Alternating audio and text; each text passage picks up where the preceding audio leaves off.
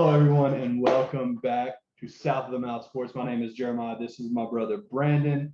We have not been with you guys in 2 weeks due to travel and a death in the family, but we are so excited to be bringing you guys some of our updates on college football and where we stand right now. Brandon, there's a big item that we have to talk about that we cannot, as Alabama fans, we cannot dismiss, and that is the fact that Texas A&M, Zach Calzada got in the what? Calzada got in the calzone, man. Daggum calzone. Calzada beat Bama up and down the field Saturday. They did. They came out prepared. They stopped us on third and short. They stopped us on third and long. Like, we couldn't get our offense moving or nothing. And I say we because I felt like I was literally a part of it. I remember having a conversation with my buddy that I was watching the game with, and I looked at him before the game and I said, Bama by 50. And it wasn't Bama by 50. And I know I was a little bit overconfident or whatever that may be. Luke, I mean, it seemed like the Bama players were a little bit overconfident too. Like, they almost felt they were going to just walk in and win because they're Alabama. And sometimes a loss like that can be humbling to the point that it reignites the fire that they need. And I'm hoping that's the case, but I guess more will be revealed. It better be. So the keys to that game Saturday that really stood out to me, obviously Malachi Moore, first quarter, second or third play, targeting call, he's out of the game. Yeah. Right. We're also missing Drew Sanders, who is pivotal in just making sure people are in their spots. And I know Henry To'o is really good at that. But without Drew Sanders, there's nobody to play off of. Right. You know what I mean? So Drew Sanders really makes up the heart and soul of our defense. And he kind of pairs well with Will Anderson, because if Will Anderson's not getting them, they're not getting the outside edge because Drew Sanders is there. Right. But all that to say, Pete Golding has no idea how to adjust or even minutely. He won't even give his underclassmen. They had the best rated class coming out of recruit this past year that any school has ever seen in the history of the rating. In the history of it, and they're not even playing. The majority of them are not. I think after this week, when we go through the bye week, we're probably going to see some personnel changes on the. I mean, I don't know that we'll see any on the coaching side, but probably on the player side. We may see some of those younger guys come in, maybe a Kool-Aid McKinstry, maybe get some more catches from JoJo Earl. I don't think he's had as many targets as he probably should have had, just in my personal opinion. I mean, here's another thing that really stood out to me, especially in the first half. How many drop balls were there? Billingsley. How many times did he? Oh my goodness. How many times did he drop the ball? And that's just not typical. First half, it's crazy. You know what I mean? Like, that's just not a thing that we have seen over the past couple of years. Now, I know we've had some top tier wide receivers, but even at that, I mean, a couple of those guys were right there along with them, Billingsley and Mechie, and they were catching the ball last year. And they were catching the ball in the first couple of games this year. So what happened in that game? That's the big question. Why were they not catching the ball against Texas A&M when they were catching the ball before? So you can say atmosphere. You can argue maybe misplacement of the ball, whatever it may be. But they were dropping balls in their hands. Right. They were hitting it dead in the hands. They were just not here, and they just weren't catching the ball. And that's not to say that it's one of those games where at the end of the game you could have flipped a coin and it could have went either way. Alabama they got beat. Right. Jimbo had the number, and a lot of my friends that are Texas A&M fans said coming into this season, they have Alabama marked. They were looking at that game. They might have been overlooking every other team, which is why they lost 2 straight, whatever it was, or why they lost 2 games, because they were looking forward to Alabama and they were trying to get so prepared on Alabama that they forgot, hey, we got to play Mississippi State or whatever. We got to play Arkansas. And now I don't think that Alabama is just a bad team. I don't think that, they've fallen off or anything like that. But one quote that I seen over the weekend was Alabama is measured for perfection, and everybody else is measured to Alabama. Feinbaum said I that? think Paul Feinbaum said it, but like that rings so true. Is we expect perfection out of Alabama, and if Alabama doesn't have perfection, then everybody gets mad or gets upset, and we look at it as, okay, that's the end of the game, that's the end of everything, like we're done, whatever it may be. I would hate to be Mississippi State this weekend. Yeah. I really would. I'm not saying that Alabama's going to come out and just torch the world on fire and light I mean, everybody you would up. expect that. Now, granted, we could be wrong, but listening to some of the defensive players talk and what they expect of themselves and the disappointment you can kind of hear in their voice, I expect that we'll see a different defense. One of the things that really stood out during especially in the first half, the defense looked a lot better in the second half, and I think a lot of people discounted that because they held them to 17 yards up until about 5 minutes like, left. Yeah. So I think it might be like 3 to 5 minutes, 5.5 minutes left. I think the Alabama had only allowed about 17 yards rushing, and I think like 20 yards passing. No, it was total something like that. I don't know. It was like 17. It was insane though, like right. Just the flip, you know. But special teams, I mean, you got to think about that too. Giving up a touchdown right as soon as we come back into the house. So, I mean, there was a lot of things that went wrong that are not typical of a Saban coach team. And I think Brian Robinson fumbled the ball. Somebody there was a interception in the end zone that was a weird throw too, because you would have expected him to lob it because he was throwing to Billingsley, and instead he just throws like this straight line pass, and it just kind of gets bobbled up and caught, you know. Just not typical. And I understand that they're playing in a tough environment. Kyle Field is not a place that's easy for any team to play in. Not at all. I'm just curious what we're going to see out of Texas A&M going forward. I mean, was this their national championship game? Was this the only game that mattered? I mean, are we going to see them like they played against Mississippi State the rest of the year? Or are we going to see how they played against Alabama? Because if they bring that intensity to every game, they obviously have the tools to disrupt any team they play against.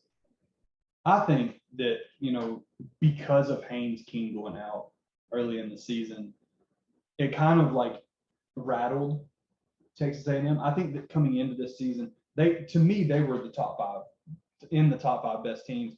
You lose 2 games, you kind of get kicked out. I don't necessarily think that they were bad enough to lose those 2 games. I think against Arkansas it was a matter of circumstance. Too. I don't think they were expecting Arkansas, because Arkansas was on a hot streak. Mm-hmm. They had just beaten Texas. You know, they were coming into that game 3-0. You know, so like I don't discredit the losses by no means, because what Arkansas did was great, and what Mississippi State done to beat Texas A&M after they had been beaten by Arkansas, they kind of just picked the bones apart. That was just kind of left there. But I think coming into this week, what we've seen was the focus and the preparation and the determination of Texas A&M, because last year the whole thing was Texas A&M, had they not lost to Alabama or had they beat Alabama, they would have probably won the national championship, because they were a team that was on fire at the end of the season. They only lost 1 game, and that was to Alabama. The early struggles can turn into a decent season, and that's what I'm wondering. Are we going to see that the rest of the season? And I think we probably will. We'll probably see a pretty good Texas A&M team the rest of the season. And I could be dead wrong about that. This season has just been all over the place. All over the place. College football is drunk, and I don't know what's going on. And every time I turn around, some crazy thing has happened, and I'm blown away and can't understand. Tennessee scoring 60 points a game, I'm having trouble understanding what's going on here. So there we go. There's a game right there. Does Tennessee have a shot against Ole Miss? A lot of people are saying it's in Neyland Stadium.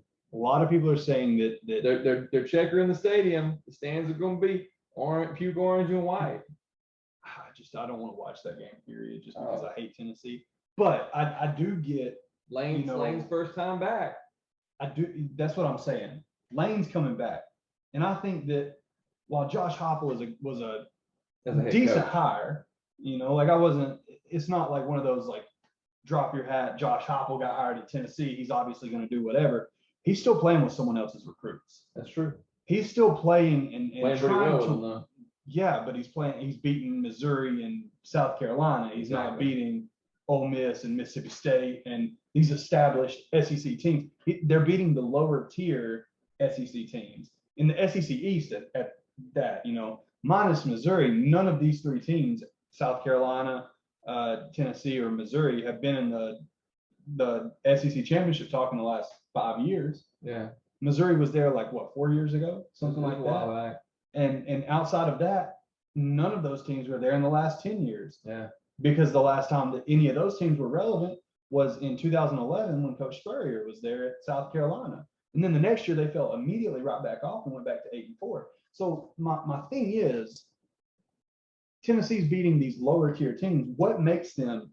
This has got to be a statement game for Tennessee. Right. Like Tennessee has to become that team that can come out there. If they can put 60 points up against Ole Miss, yeah, by God, they need to be ranked. That's the thing. If they're both right now, Ole Miss has 1 loss, Tennessee has 2. So if they do happen to come out on top, then yeah, I mean that's worthy of a ranking, I think. Then Alabama's got a bye week, and I believe the Tennessee game's after that. Alabama plays Tennessee, and then they have the bye week. Yeah. Alabama has a bye week after this week. I think we play Tennessee, and then we have a bye week. You could be right. Let me double check I'm that. pretty sure that's what it is. Josh Payton made that kind of boo-boo, and he kind of reiterated. You could be right about that. But all that to say, like, I know that after watching that Ole Miss and Arkansas game, Ole Miss is obviously beatable. You can go in and have a gunfight with, or a knife fight, whatever you want. Like, that's technically a gunfight because everybody's shooting. Arkansas did it with KJ Jefferson. Right. He had 6 touchdowns, 3 on the ground, 3 in the air, and fumbled the ball 3 times. Or 4 times, something like that. Like, he fumbled the ball a ton, and they still only lost by a point. Ole Miss is not unbeatable by Tennessee by no stretch of the measure. My thing is the level of talent that Ole Miss has on the offensive side of the ball is not matched. It's Tennessee in the bye week. Is not matched by Tennessee, though. Yeah. You see what I'm saying? Right. And I don't think Tennessee has the firepower to be able to, like, I think Ole Miss's defense is better than Tennessee's offense. That's just my opinion, because this Ole Miss team, while getting beat by 20 to Alabama, by 21 to Alabama, they still held Alabama to 42 points. Yeah. And this Arkansas team that has been on fire all year long, they let them run all over them. There's another one, Arkansas Auburn. It's at Arkansas. Who wins that one? Arkansas needs this win, don't they? They do, which, I mean, Auburn probably needs it too, because they're a 2-loss team now. I want Brian Hart. I don't really care about Auburn, to be honest. And it's not because I hate Auburn. It's not because I'm an Alabama fan that I don't like Auburn. It's not because of anything other than that. My biggest problem is Auburn fired their wide receiver coach because their quarterback can't make his throws. You got a guy like TJ Finley sitting on your bench, and you're going to let Bo Nix come in and start over him. Bo Nix has not proven himself. Bo Nix has been inconsistent. He plays good one week. He plays really bad the next week. One week he's Johnny Manziel. Yeah. The next week he is a nobody. Like, it just don't make any sense how this dude. The next week he's Uncle Rico. Yeah, like my bad. I should have thought Uncle Rico. That was a good one. That was a good one. Yeah. Shout out Uncle Rico. He can throw a ball clear over the mountains. Yeah. Throw a piece in a quarter mile. But I mean, I'm with you there. I would love to see it be competitive, but the thing is, everybody can't win all the time, and somebody's got to lose. Well, it's a competitive conference, and I think after a couple of heartbreaking losses, I think Arkansas is probably going to want it more. I think Sam Pittman, we've talked about that culture that Arkansas has. He's figured it out. Yeah. And he's like, even with that loss to the loss to Georgia, nobody's seen that coming. Every single person that you've seen was thinking Arkansas was going to compete in that game. Yeah. And then Georgia dismantled them. That's not to say that Arkansas wasn't ready. KJ Jefferson was hurt and Treylon Brooks was hurt. Yeah. And they were both trying to play hurt. And I don't think they had the I think if you would have just let them rest, you take your loss, whatever, you come back and then you beat Ole Miss because those two are rested. Right. I think coaches are so disconnected when it comes to an injury to a player that they're like, well, I need to listen to my player, or whatever it may be. But had those two, and I say this, had those two rested, it's a whole different ball game against Ole Miss. Well, and they only lost by one. And they only lost by one. I think they beat Ole Miss. I think that they have the heart and fire. I don't think that their defense is as bad. Yeah. Because, now KJ Jefferson's keeping them off the field. Here's the other thing too. They didn't play bad when KJ Jefferson and Traylon Burks went out against Texas A&M. So that's the other thing. How well would the backups have played? I mean, they couldn't have played any worse than the starters played, right? No.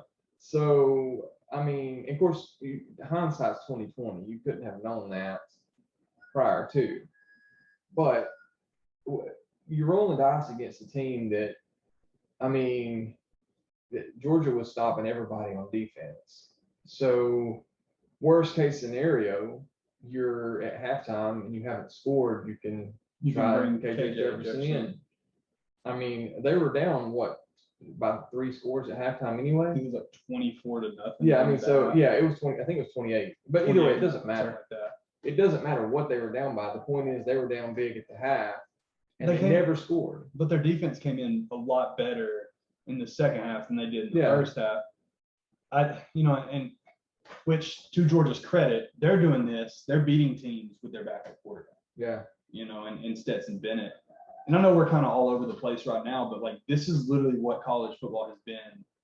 Michigan and Michigan State both have perfect records. I don't even know if to make for that. Like, when was the last time that the Big Ten had teams other than Ohio State undefeated? Right. And they have 3 of them in Iowa, Michigan, and Michigan State. It's wild, man. And yet Ohio State is still the favorite to win the Big Ten. Yeah, they probably will be. I mean, because of how well their offense is playing. The thing about that is, though, when they stack up against Iowa, for example, Iowa's defense is good enough to slow them down.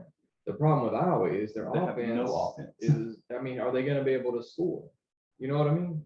Like, we can sit here and talk all day about the great win they had over Penn State, but if we're being realistic, had Clifford not went out in the second quarter, I mean, Penn State would have probably held on to win that game. Scoring. They would have kept scoring. Because they only scored 3 points after Sean Clifford got hurt. They were up 17-3. That's my point. Iowa can't count on their offense to win the game for them. They're counting on their defense to keep the other team from scoring. And so when they've gone up against a actual, I wouldn't say juggernaut, but an actual talented offense. But the thing about Ohio State is the only time they've played a really talented defense was Oregon, and what happened? They got beat. They lost. So now they look almost invincible. Everybody's talking about how great their offense is, but they haven't played a good defense again. They played Rutgers. That's what I'm saying. They're beating Rutgers and Maryland. Maryland's defense is trash. I mean, let's be realistic. They were playing good at the beginning of the year on offense, and they were beating teams by outscoring them, but now they're not doing that. So because you're not going to outscore everybody. Right. Which Iowa's offense proved what they can do that against a terrible defense. Exactly. That is my point. So yeah, Ohio State can put up the same amount of points or around the same amount of points as Iowa can against Maryland. Big whoop. But my point is, what are we going to see in that game? Who's going to come out on top? Because Iowa can slow them down, but can they score? True. And I mean, Ohio State's defense is not great. I mean, they've gotten better, but it's against terrible teams. And that goes to say with Michigan too, like they're only pulling out 3-point wins, 2-point wins. Now Michigan State's beating teams. Yeah. Michigan State is beating everybody. But again, who are they beating? Nebraska is probably the best team, probably the best win that Michigan really has. True. And it was at home, and it was a tough win for them, and they had to come from behind to do it. But it was a good win. And Nebraska is probably the best 3 or 4 loss team in the nation because most of their games are like 4 plays away from being undefeated. They're losing by like touchdown. The only or 3 bad points. loss they have is Illinois. I mean, there's no loss is good, but there's a difference between a tough loss and a bad loss. You know what I mean? A bad loss is losing to a team you shouldn't have lost to. Right. A tough loss is losing a close one to like the Florida Alabama game. Where Right. Alabama only won by 2. That was a tough loss for Florida, Yeah. but it was a tough win for Alabama. Right. But like that's those type of tough wins. You know, you can't expect to win every single one of those games, but like you can't lose if you're Wisconsin, you can't, or Nebraska or whatever. Like if you're one of these top tier teams, you cannot lose to Illinois.